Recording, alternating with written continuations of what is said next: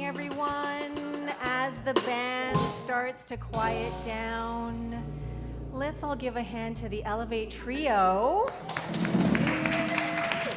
Mr. Pablo Cardenas on piano, Peter Dowse on electric bass, Kelby MacNayr on drums and other percussion instruments. Whew. And so if you haven't already, just before we begin transition into meditation, I'm going to invite people to take care of that. To turn off your devices, put them in do not disturb, airplane, notifications off, that kind of thing. Oh, and we're just going to take a few minutes to settle in and transition and ground.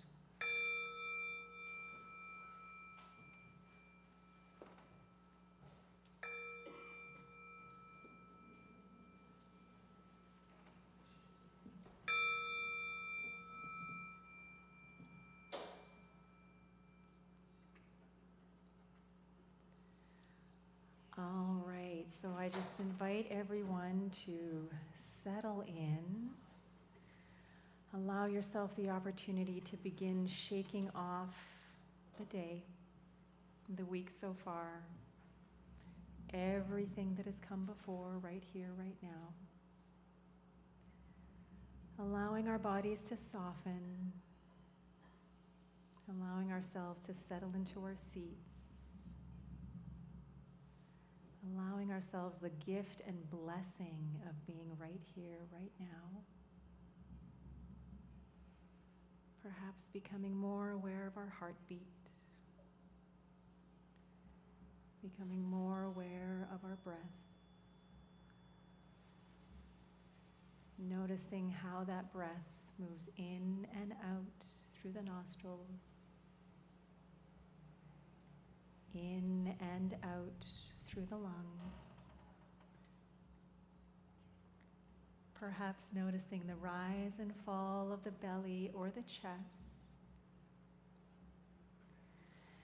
And as we allow ourselves to keep slowing down, to keep letting go, to keep arriving in each now moment, I invite us all to open up to the soundscape that is being created. One note, one chord, one phrase at a time. And allow those vibrations to move and groove their way in, through, around each interspace of our being.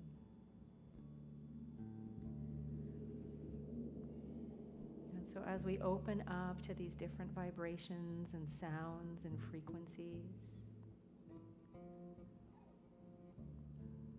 what a gift and a blessing it is to be here now, to be in our bodies, to be in these seats, to be in this space, to be in community. And so as we continue moving through our meditation time,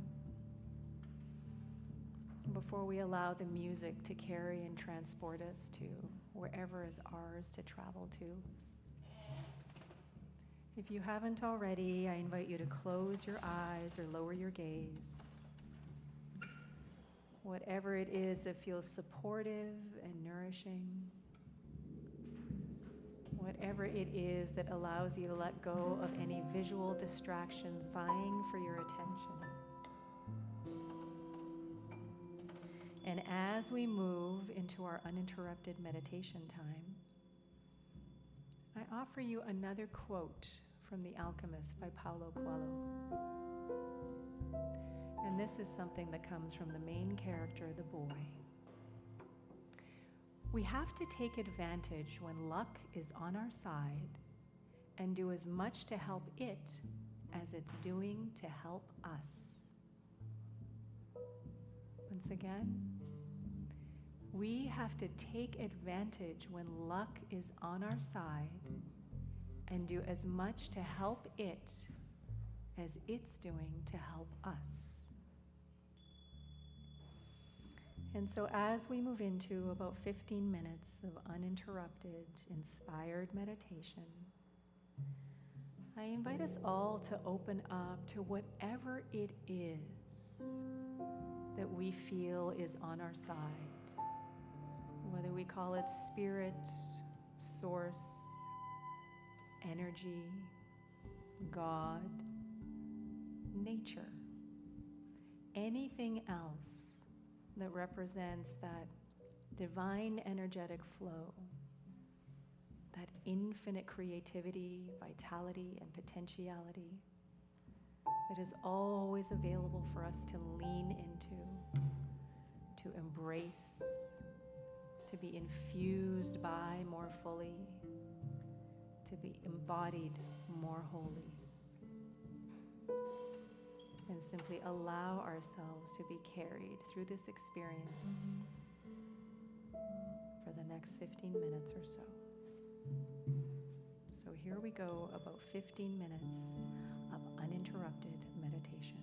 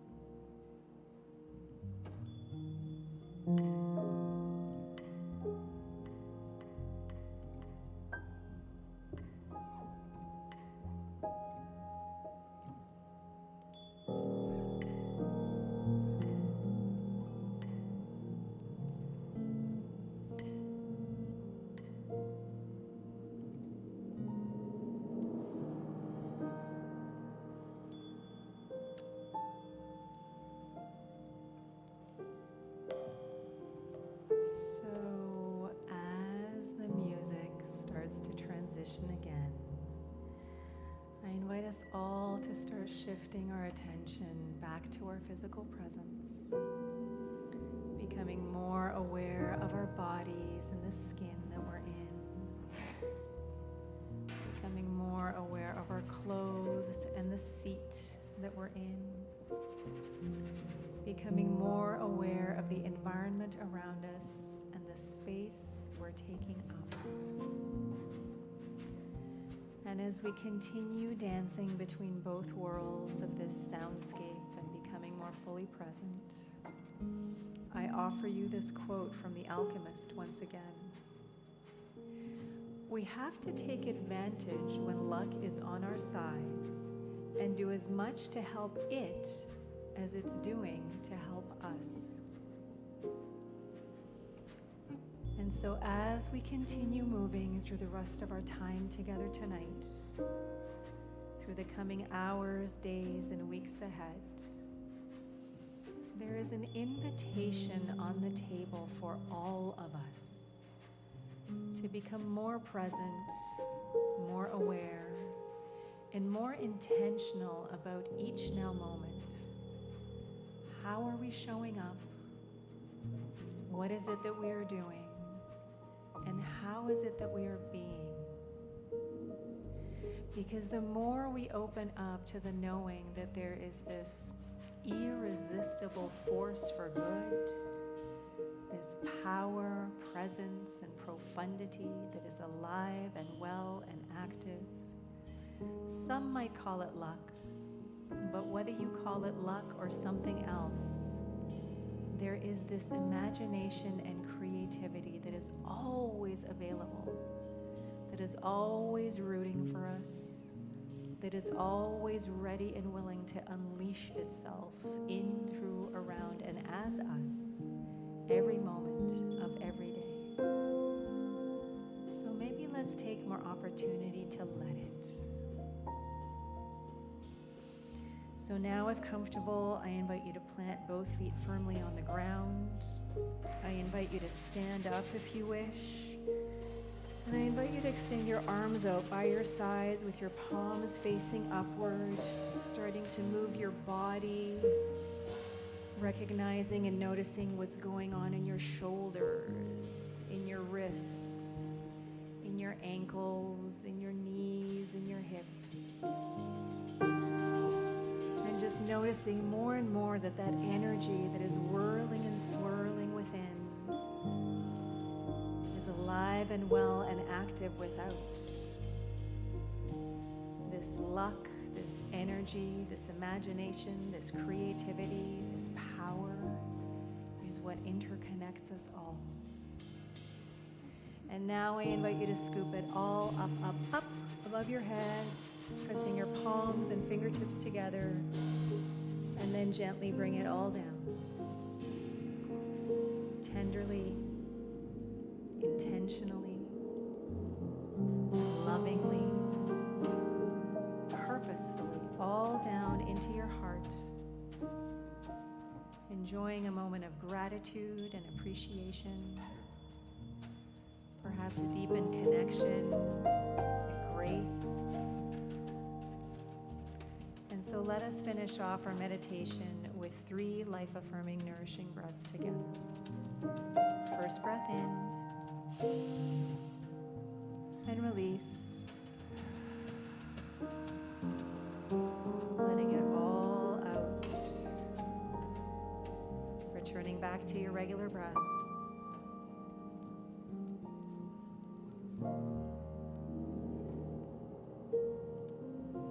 Receiving our second deep, nourishing, life-affirming breath in. Here we go. And release.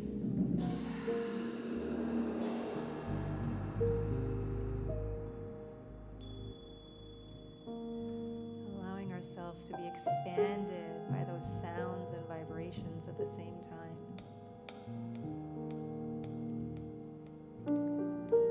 And now, when we receive this third breath, let it be the biggest, most nourishing, most life-affirming breath in yet. Here we go.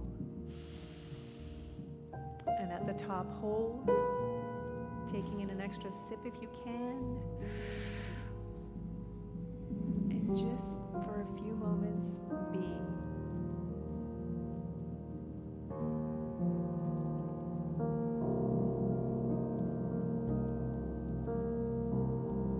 And release.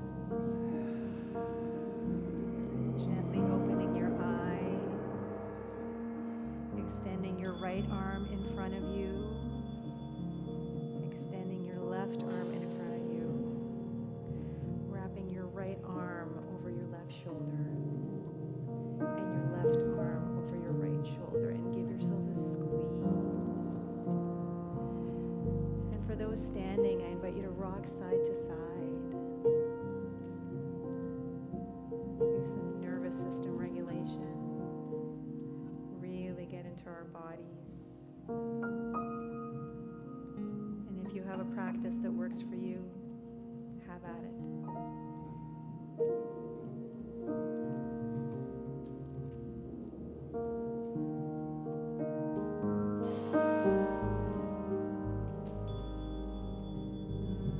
And those of you who are still sitting, I invite you to gently stand up if you can and just walk around a little bit. You can let your arms go.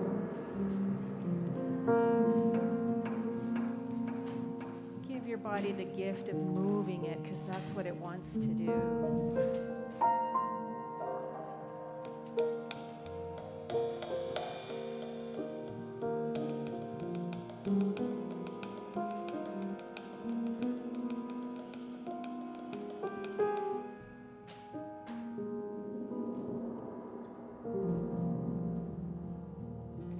I am so grateful for your time and presence, and for everything that comes next.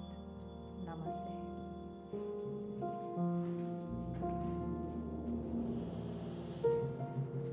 With more gratitude and appreciation for our Elevate Trio. And so once you feel like you've more fully come back, if you're interested, I invite you to find someone nearby and share one thing that came up for you during that meditation, as we hear some more music from the Elevate Trio.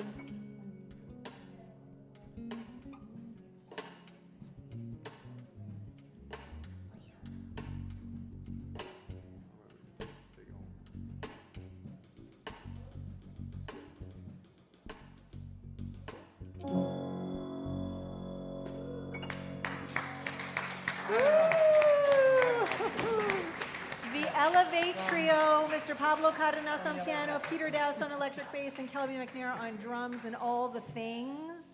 Thank you, gentlemen, for that beautiful meditation and for that music, which I'm thinking was just in the moment, unfolding. All right, fantastic. No idea. Yeah, okay, thank you. Well, you're off the hook for a little while, so feel free to go and sit down. Oh, right, I have the thing. Here we are again with the light. Just a few minutes. Anyway, so a reminder for those who have been coming and for those who have been coming, we have a monthly theme, and this month it is relatability. And I guess before I go on, let's just take a moment to remember where it is that we're gathering tonight. That we are here in community with each other on Lekwungen territorial land, and what a gift and a blessing and an honor and a privilege it is to be here, to be able to gather in this space together in this way, to live, to breathe, to play, to co-create together on these lands that have been stewarded and revered so beautifully, so intentionally for so long. Haishka. And just as a reminder too, we have a couple of new people here on a Thursday. I mean, actually, there could be a few people who haven't been here on a Thursday. Who hasn't been here on a Thursday before? All right, so you guys have all been to Elevate before, but not on a Thursday. So we're welcoming Marg, we're welcoming Leslie, and we're welcoming Lisa. Can we all love them up the way that we do? We love you, we appreciate you, and we're so glad you're here. All right. It's always nice to be able to welcome someone like that. Okay, so back to our theme for the month, relatability, and we have a statement or an affirmation that goes with that, and that is, we welcome and inspire community with enthusiasm and joy. And enthusiasm and joy is what I feel every single time I hear these guys play. Even if it's not a super joyful tune, like there is such connection in what happens here on stage. And because we now have the incredible, amazing opportunity to experience meditation with live music, we get to experience more of that for ourselves, right? Individually and collectively as a community. So thank you, Elevate Trio. I know that they will be back at some point soon. They're probably going downstairs to figure out what they're going to play later because there's a second feature tune, right? Anyway, so this is also an invitation for us to just open up to how is it that we are creating community, you know, with our friends and our relationships, our families, the people that we're in community with all of the things going on in our mind and in our heart. How are we creating community there with our thoughts, our beliefs, our stories, the ideas, all of that kind of stuff that makes up our personality and our worldview? This is an opportunity for us to consider, are we doing it with enthusiasm and joy? Or are we doing it and feeling differently? And if we're feeling differently and it's something that we want to feel, then that's okay. But if not, then every single moment we are a choice to choose something different, a different thought, a different belief, a different story, a different way of being. Speaking of, so as many of you know, part of the new Elevate is that we are following along a book. And the book that we are following along right now is The Alchemist. I don't even have to do this because it's on the screen right there. But for those people online, if you're tuning in and you don't have a slide, and this is week 4, and we are going through this book so much more slowly than I had anticipated, but there's just so much. It is chock-a-block of these incredibly universal and relatable themes and ideas and concepts and experiences. And so even if you are not a 19-year-old boy who happens to be a shepherd living in Spain, who is now traveled to Morocco and may or may not be on his way to some other part in Africa, then there are still things that he is going through, that he is thinking about, that he is feeling and experiencing, that most, if not all of us, can relate to in some way.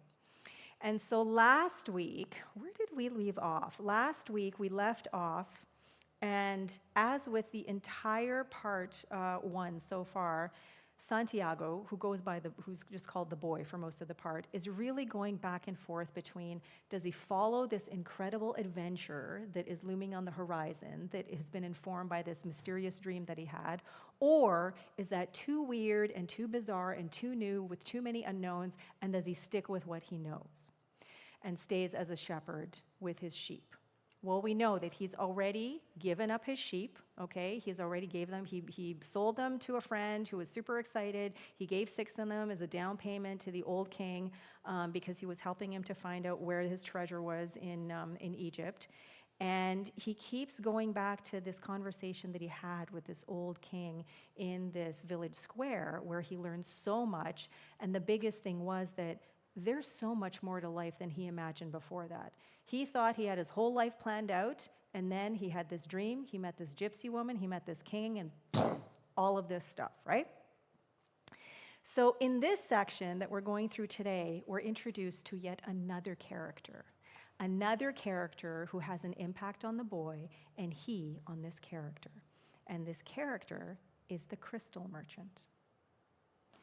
The crystal merchant awoke with the day and felt the same anxiety that he felt every morning.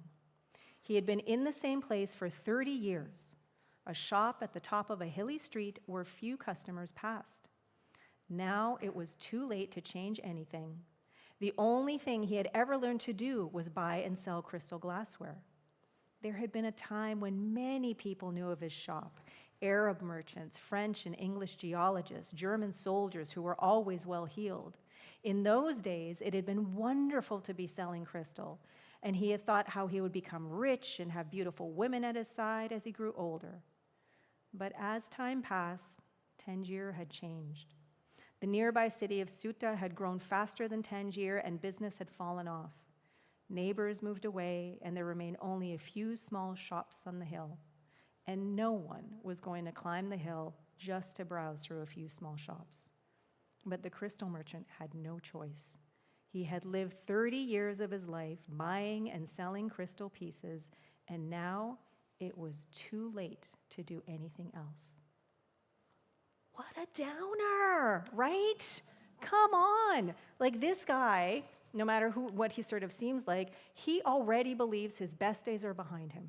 Okay, he has lived his life the way that it was supposed to be lived, and now he's just doomed to fate, right? Which at the very beginning of the book, part of the world's greatest lie, right? That we don't have agency, that we don't have the choice in how we experience or create life. And so he's looking around his shop, and there aren't too many people coming by. A couple of hours pass, and then just before he's going to lunch, he sees this young Arab boy peeking in through the windows. And because he's been doing this for 30 years, he can tell that the boy doesn't have any money to spend, so he's probably not going to buy anything. But he's like, I'm just going to wait a few minutes before I go to lunch. A card hanging in the doorway announced that several languages were spoken in the shop. The boy saw a man appear behind the counter. I can clean those glasses in the window if you want, said the boy. The way they look now, nobody is going to want to buy them. The man looked at him without responding. In exchange, you could give me something to eat. The man still said nothing, and the boy sensed that he was going to have to make a decision. In his pouch, he had his jacket. He certainly wasn't going to need it in the desert. Taking the jacket out, he began to clean the glasses. In half an hour, he had cleaned all the glasses in the window, and as he was doing so, 2 customers had entered the shop and bought some crystal. When he had completed the cleaning, he asked the man for something to eat.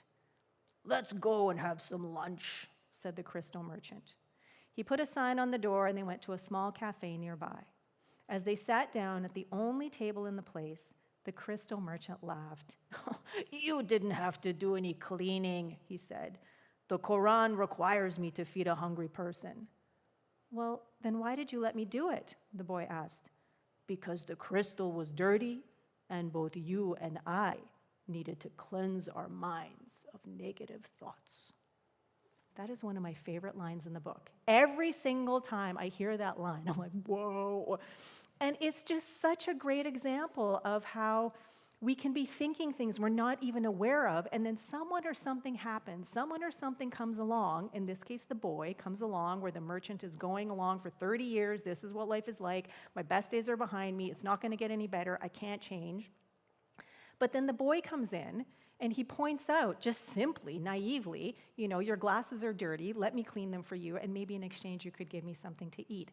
And just that little experience is enough for the merchant to have a little bit of a shift in perspective, right? Realizing that, maybe these thoughts I've been thinking, and maybe the way that I've been approaching life, maybe the way I've been receiving and embracing life, maybe it's not so positive. Maybe I could do with clearing my mind a little bit, right? And so they go to lunch, and they're sitting in the cafe, and the merchant is asking the boy, trying to see my notes here, the merchant is asking the boy why it is that he is there. Why is it that he's interested in maybe working for him? And so they keep talking, and then they start talking about omens, which is something that the boy had talked about with the king, and he's kind of excited because he realizes that, this old merchant guy, he knows about omens too, so maybe we can actually talk about some stuff. And so the merchant offers the boy a job, but wants to know, why do you want this job? And then the boy says, well, I need to make enough money so that I can get to Egypt tomorrow.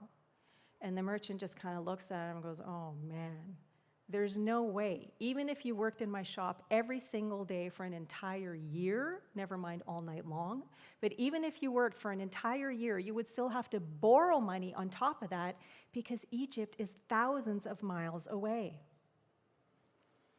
There was a moment of silence so profound that it seemed the city was asleep. No sound from the bazaars, no arguments among the merchants, no men climbing to the towers to chant. No hope, no adventure, no old kings or personal legends, no treasure, and no pyramids. It was as if the world had fallen silent because the boy's soul had. He sat there staring blankly through the door of the cafe, wishing that he had died and that everything would end forever at that moment. The merchant looked anxiously at the boy. All the joy he had seen that morning had suddenly disappeared.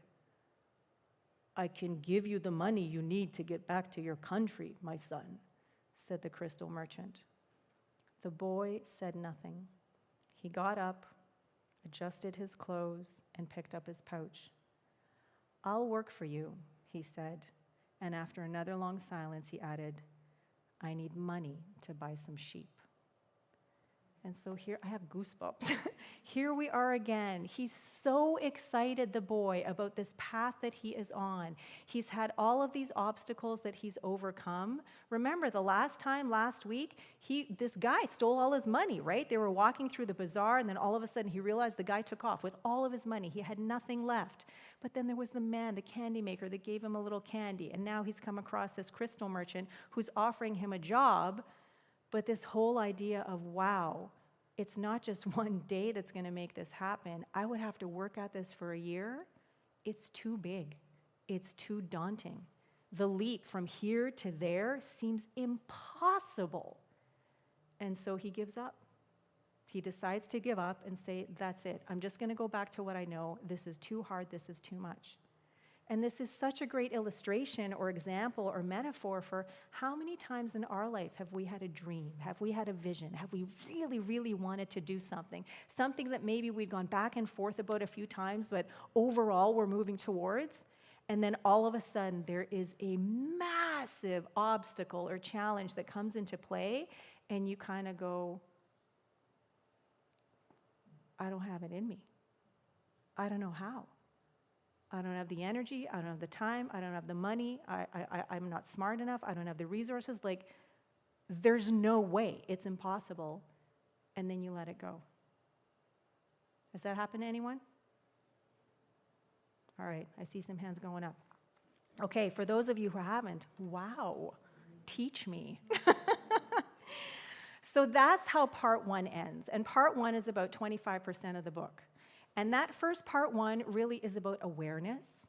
It is about finding out that there is more to life than what the boy thought was there. It's about kind of going back and forth with there's this thing that is pulling him. Does he listen to it? Does he pay attention to it? And then when it gets really, really hard or challenging, oh, maybe it's better to go back to what I know.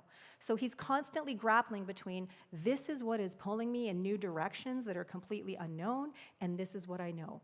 Unfamiliar versus familiar. And now we are introduced to the crystal merchant who's going through his own kind of thing, his own grappling, because he has once had an amazing life that was super lucrative and thriving, and then because circumstances changed, he allowed those circumstances to impact his life, and now he's like, that's it, my best days are behind me. So we move into part 2, and part 2 is where the adventure begins to unfold in earnest. And so part 2 begins with the boy having worked for the crystal merchant for over a month. And they have a good relationship, and even though it's not the best job in the world, it's a good job, and the crystal merchant is a kind man, and so the boy doesn't mind working for him. And because the boy is resourceful, and because there's this enthusiasm in him that has come up again, he's thinking of all these ideas on how to sell more crystal and how to make the shop more lucrative, on how to thrive. And he's constantly asking the crystal merchant, hey, can I do this? Can I try this? Can we try this? And so one of the things that he wants to do is that he wants to build a display case for the crystal. We could place it outside and attract those people who pass at the bottom of the hill. I've never had one before, the merchant answered. People will pass by and bump into it, and pieces will be broken. Well, when I took my sheep through the fields, some of them might have died if we had come upon a snake, but that's the way life is with sheep and with shepherds. The merchant turned to a customer who wanted 3 crystal glasses. He was selling better than ever, as if time had turned back to the old days when the street had been one of Tangier's major attractions. Business has really improved, he said to the boy after the customer left. I'm doing much better, and soon you'll be able to return to your sheep. Why ask more out of life? Because we have to respond to omens. And so even though the crystal merchant, he's noticing, he's feeling the changes that are happening, these beliefs that he has, these stories that he's been telling, this life that he has been living is so ingrained in his being, even with all these new, exciting, enthusiastic changes that are coming about because of this boy, he still can't sort of like get into that wave of enthusiasm and continues to resign himself to, it's just better to keep things the way that they are. And yet, there's something in him that is very attracted and pulled towards the boy. And because of this boy, he himself is unsettled and can't resign himself because this thing, you know, which might be his personal legend or his purpose or his mission that he hasn't answered, is still coming forth in him. And so the merchant is thinking all of these things about, you know, the boy being here has been so great, you know, things are thriving and he's going to be able to do what he wants to do. And, you know, then I'll be able to go back to my simple life. But he's thinking, the boy's very presence in the shop was an omen. And as time passed and money was pouring into the cash drawer, he had no regrets about having hired the boy. He ended up paying him a little more than he intended to because he didn't think the boy was going to do such a good job. But that's okay, because things were getting better, things were thriving, the store was becoming more lucrative, but really it was like he just wanted to keep the boy happy so that the boy could make his money and he could go back to his sheep. And then he asked the boy, why do you want to go to the pyramids anyway? And he says, because I've always heard about them. He was going to start telling him about the dream, but then he didn't. The treasure was now nothing but a painful memory, and he tried to avoid thinking about it. And the merchant's like, why would you want to go to these pyramids? They're just a pile of stones. Anybody can build one in your backyard. Well, I don't know about that, but you know, he's thinking they're not as important as they might seem to be. And so the boy asks him, well, haven't you ever dreamt of traveling yourself? And he's like, I don't really like change, and to travel would mean to change things. And he's like, really, why do you want to work for me? Why do you want to work for me? He's like, why? Because I want to get to my sheep faster. We have to take advantage when luck is on our side and do as much to help it as it's doing to help us. Our quote from the meditation, right? And even though the boy is super enthusiastic and excited about going back to his sheep, he's still settling because he thinks that's what he's meant to do because it's the easier thing to do, right? But when he thinks about the dream, when he thinks about the treasure, when he thinks about the pyramids, there wouldn't be any pain or regret or suffering there if there wasn't still something that was unanswered, that was unfinished there, right? So as they're talking and the merchant is telling him about why he wanted to travel, he starts getting very emotional, and he tells him about the 5 things that, according to the Quran, that every Muslim is supposed to do in their life, their 5 obligations. One of them being to believe in the one true God. He lists off 3 more, and then he looks like tears are starting to fill his eyes, and the boy asks, well, what's the 5th thing? And he says that at least once in a lifetime that you're supposed to travel to Mecca. Mecca is a lot farther away than the pyramids. When I was young, all I wanted to do was put together enough money to start this shop. I thought someday I'd be rich and could go to Mecca. I began to make some money, but I could never bring myself to leave someone in charge of the shop. The crystals are delicate things. At the same time, people were passing by my shop all the time, heading for Mecca. Some of them were rich pilgrims traveling in caravans with servants and camels, but most of the people making the pilgrimage were poorer than I. Well, why don't you go to Mecca now? The boy asks, because he's got enough money, he can do it. Because it's the thought of Mecca that keeps me alive. That's what helps me face these days that are all the same, these mute crystals on the shelves and lunch and dinner at that same horrible cafe. I'm afraid that if my dream is realized, I'll have no reason to go on living. I just want to dream about Mecca. But I'm afraid that it would all be a disappointment if I went, so I prefer to just dream about it. That day, the merchant gave the boy permission to build his display. Not everyone can see his dreams come true in the same way. And so here we have the crystal merchant, who is inspired by the boy in some ways, but is so set in his own ways that he can't see the opportunity that is right in front of him. That all he would have to do is decide to go. He's got the means, he's got the resources, he knows that this is the 5th thing that is one of the big 5 obligations according to the Quran, and he's a very devout man. But he has decided at this point, because he has dreamt about it, he has visualized it, he has imagined it, every single little detail about that experience, that the real deal could never live up to what he has in his head. And so he's closed himself from the opportunity of going and experiencing the gazillions of possibilities that he could experience if he just went there himself. And so that's where we leave off with the crystal merchant and the boy. And so in the end, the whole purpose of this is to listen to your dreams, to pay attention to them, and not just to dream them, not just to leave them as these incredible ideas or wishes that are hoping or whatever, but to actually embrace them and embody them, no matter how challenging, no matter how hard. Because this is a call on your heart, this is a call on your soul, this is something that you wouldn't be dreaming about if in some quantum reality it didn't already exist. And so if there is any kind of sorrow or pain or regret or suffering or whatever that is coming up, it means that you are misaligned with this dream. And all you have to do is let go of whatever stories or thoughts or beliefs are getting in the way and allow yourself to be guided by that power, guided by that force, guided by intuition, guided by God, guided by whatever you want to call it, that is always, always within us, every single moment of every single day, that is simply waiting to be unleashed. And as we do, then we get into that flow, that alignment of life itself. That's when universe constantly has our back, and that's when the magic starts to happen. And it feels like every single step becomes easier, and even when there are challenges, all of a sudden, boom, as if by magic, the situation is solved. So the title of my talk today is Dream big, live bigger.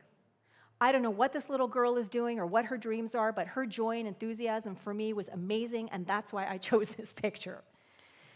It is so easy to get caught up in the same old of our lives.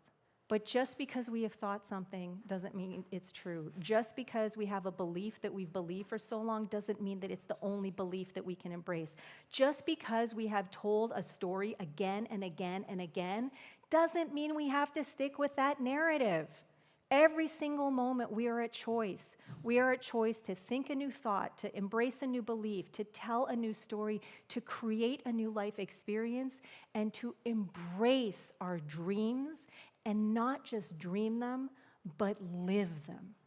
So that is my invitation to us all, is to dream big and then live bigger. Thank you, and so it is.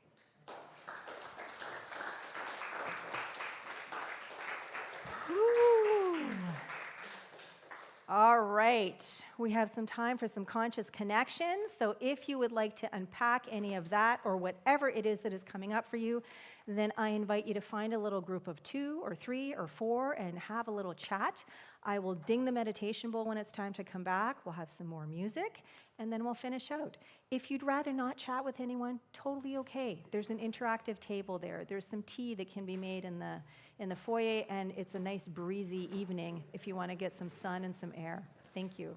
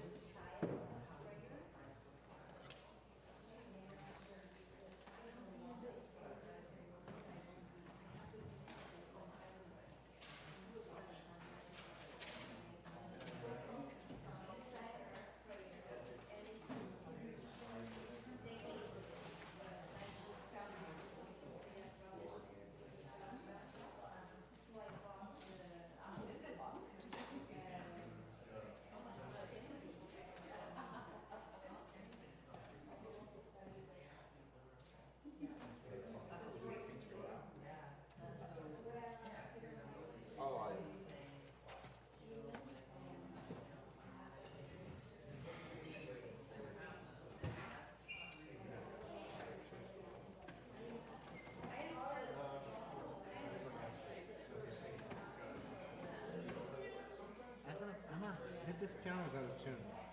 Is it? The whole thing? I'm in tune with everything else, and then I'm sharp. This is flat, I think. Yeah, the highs.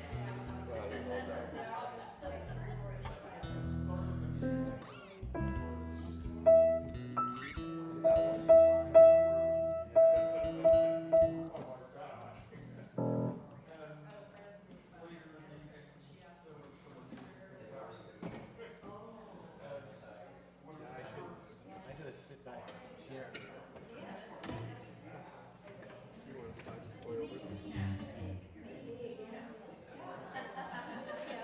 didn't think about the bass player. Do you want to slide it over this way? This isn't the final position. You're in the corner.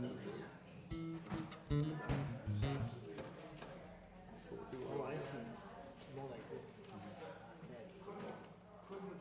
This stage wasn't even supposed to be here. It was only supposed to go up this far. But they got a mistake. And they built it like twice as far. I know. Shit. It's great. Not at all. 2-minute warning, 2-minute warning.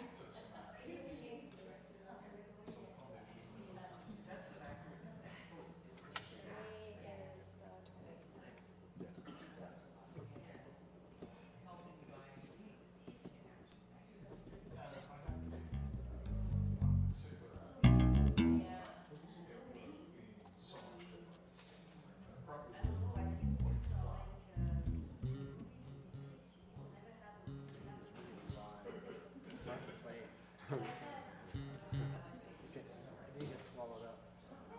It might be a whole like full house. Full house, yeah. Maybe we move out just a little bit from the wall. All right, everyone, I invite you to finish your conversations. You can always chat a little bit more after if you like, but finish your conversations and come back to formation. Take a little blessing over there and add it to your collection. Sammy, I just noticed your shoes. Whoa! And if you are interested, this Sunday night, Jen Lang is back with her Sunday night soundscape and meditation. She comes here with her bowls, her beautiful voice, and it is quite the experience. So if you have no plans for Sunday evening and you would like to be completely nourished and held and rejuvenated, then this is an incredible event to come to. If you want more information, I believe that there's a flyer in the foyer, and if there isn't, you can go to the events page on our website, click on the event, and you'll get all the information you need. Did you get it, Liz, the QR code? Yep. All right. Okay, coming on the night of the summer solstice, here, Saturday, June 20th, Becky Willis, Illyria, and I are coming together again to do another summer solstice reset with 90 breath work, Reiki, and a sound bath. It was exquisite last year, and we look forward to having a similar experience this year. Having Illyria in our space is always such an incredible, beautiful gift.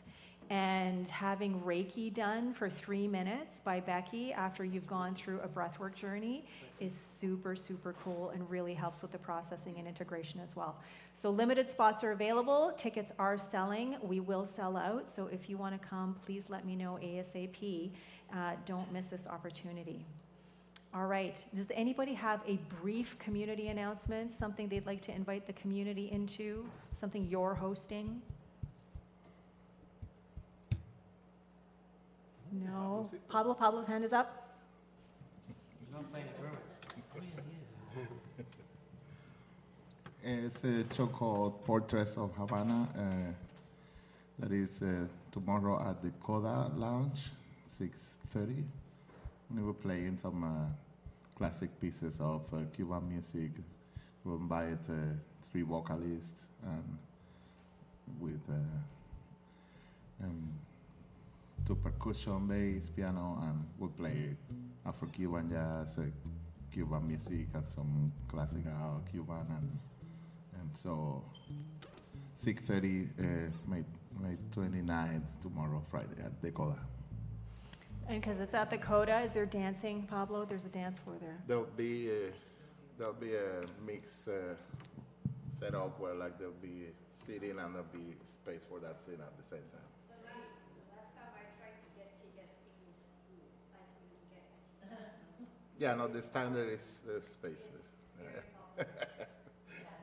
All right. Thank you, Pablo. And stay tuned for more information about our, what do we call it? The Spirit of Jazz and Soul summer concert series happening here. Not starting next week, but the week after, June 12th. Kelby is putting together a lineup of incredible musicians for each Friday until we close in August for our summer break. So mark your Fridays, after you go see Pablo tomorrow, mark your Fridays on your calendars so that you can come to VTC and hear some amazing jazz. Can I just ask a question? Mm-hmm. You just said summer break. Mm-hmm. When I look at the website, it's like not like. Is it on yet? It was going all the way through because somebody had said no, nothing, like the, In-house programming. There's no in-house programming. okay, in August, is that? August, okay, yeah, I'm on. I'm gonna say 21st. August 21st to September 9th, Oh, a couple of weeks. okay, so not the whole month. No, not the whole month, a couple of weeks. Yes, last year was a special, Situation. yeah. Okay, but there will, Leslie, there will be, I mean, are you on our newsletter list? Okay, so it will be coming, and if it's not on the website, on the events page, then there will be. That's just in the works now, so, yeah. And yes, we will be announcing it slides-wise and all that kind of stuff, too. Okay, so now it's time for some more music from the Elevate Trio. So yeah, gentlemen, go ahead.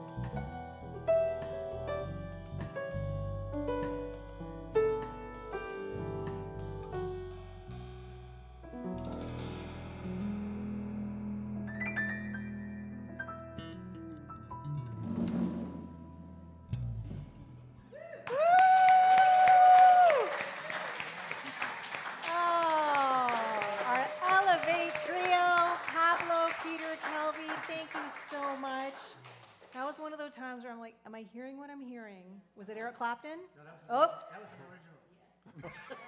so many originals that you come out with, Peter. It's incredible. Yeah, okay. It's Eric Clapton. Yeah. Okay. All right. Oh my gosh. So much music, so much incredibleness. Where is this abundance bowl? So much abundance in so many ways. And so now is an opportunity to share in some of that abundance, share in some of that generosity and spirit of love. I'm putting in my contribution for tonight. Thank you, gentlemen. Thank you, everyone, for being here together in person, online. Thank you to Pablo, Peter, Kelby. Thank you to Glenn and Isabel and Jamie on tech in the back. Thank you to Denise for helping to set up and to greet. And thank you to everyone for just being here, because we wouldn't be community without you. So as the Abundance Bowl comes around, I invite you to drop something in. If you are dropping in money, thank you. If you are dropping in an intention, please, I invite you to do at least that. An intention for abundance, for community, for togetherness, for more love, for more artistry and creativity, and for our amazing upcoming concert series here on Friday nights. Here you go, thank you. And if you use the credit card machine, please remember to write your name on the back so that Mary knows who to credit that donation with, okay? All right. As the bowl goes around, can you guys play just a little bit more? Higher frequency? Sure. You know, we don't have to do a higher, well, because people are just noodle. Play a couple minutes? Just a couple minutes. Thank you.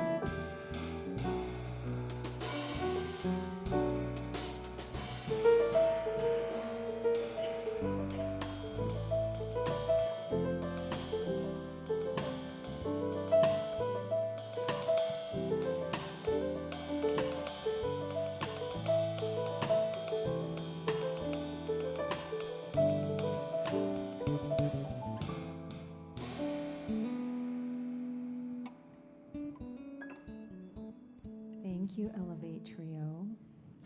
All right, it's that time again. I'm going to invite everyone to stand on up so we can like shake it out as we say goodbye for another week. And if you would like to sing along, please do. But don't feel like you have to, because there's a whole lot of words in this song. They just happen to be there so you can see what it is that is being sung. But when the yellow comes on, higher, higher, higher, and I am love, I am light, I am inner peace, all that stuff, I invite you to sing along because it just sounds so great. And then the harmonies come in. It's amazing.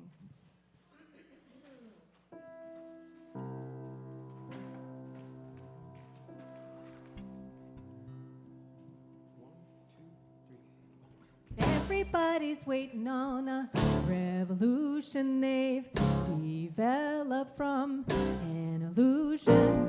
I think first it's gonna take a revelation, shift their minds and consciously awaken to the positivity human beings should be, full of love and light and inner peace. To a higher frequency, higher, higher, higher. I was young, I looked for love in empty places, got myself into some situations. Now I've grown, I know my past does not define me, and all the love I could ever need is here inside me. So long for me to see. It was waiting here for me. The love, the light, the inner peace. Vibrate to a higher frequency. Higher, higher, higher.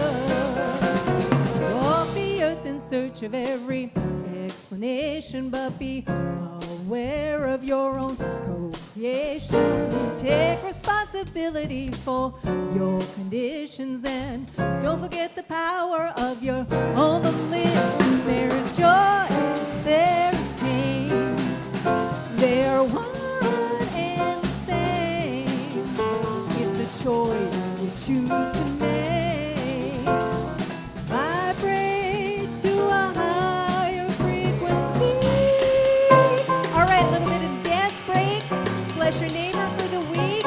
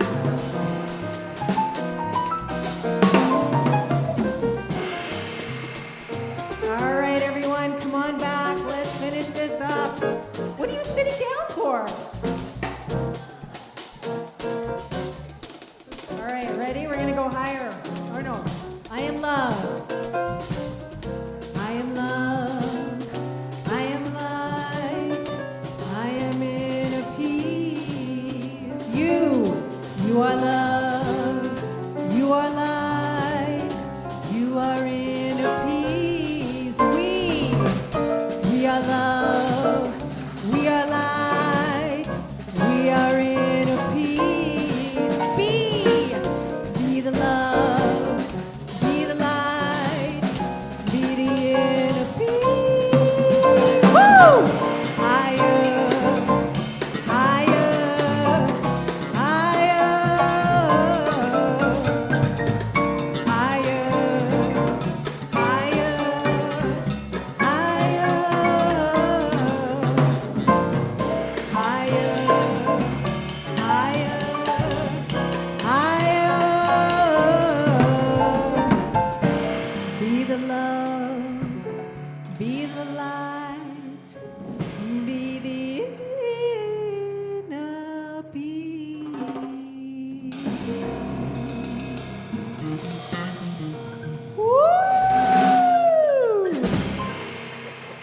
All right. Thank you for another glorious Elevate. So glad that you're here in person, online. We love you. We appreciate you. We are so glad you're here, and we will see you again next week. Thank you for helping putting the chairs away. Okay, goodbye.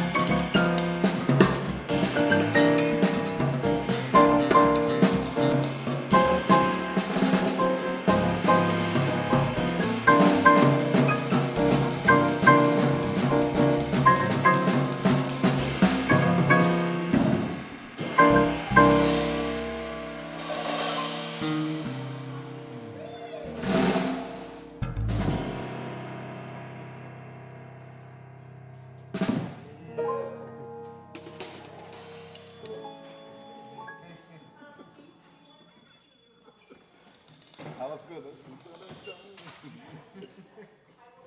That was the attack.